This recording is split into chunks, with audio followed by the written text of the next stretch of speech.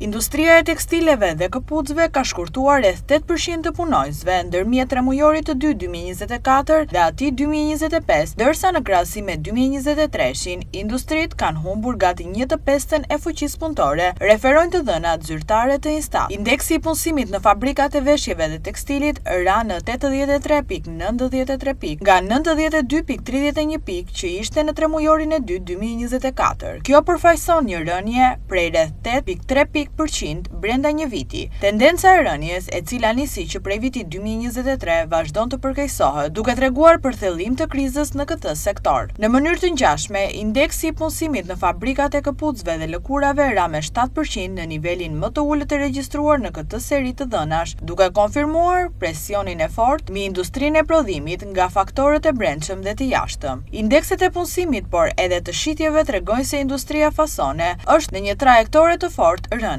Por sektori i lëkurës dhe këpucëve rezulton më i godituri. Fasoni kishte rënje të punojësve me 22% ndërmjet tremujorit të dytë 2023 dhe atij të vitit 2025, referojnë të dhënat zyrtare. Fabrikat e veshjeve dhe këpucëve kanë qenë kalorësi i eksporteve gjatë dekadës së fundit, por roli i tyre u zbe pas pandemisë. Gjithashtu ato ishin një punëdhënës i rëndësishëm në punën me pagesë për gratë në nevojë të madhe financiare. Arsyet pse sektori po të kuret lidhet me një kombinim faktorësh të brendshëm dhe të jashtëm, rritja e pagave minimale dhe kontributeve të sigurimeve ka dhënë ndikim të drejtë për drejtë mbi bizneset prodhuese. Me marzhe të ulta fitimi, çdo rritje e kostos ndikon menjëherë në uljen e konkurrueshmërisë në këto njësi prodhimi. Rënja e euros pati gjithashtu ndikim të fortë pasi solli një seri falimentimesh në njësitë e vogla dhe të mesme që punonin si nën kontraktor të fabrikave më të mëdha. Në sektorin e veshjeve dhe këpucëve, Shqipëria konkuron kryesisht në segmentin e prodhimit me kosto të ulët, por vende si Turqia, Maroku apo edhe Azia Juglindore ofrojnë çmime më të leverdishme për kompanitë europiane. Kjo i ka shtyr disa marka ndërkombëtare të zhvendosin kontratat drejt tregjeve më të mëdha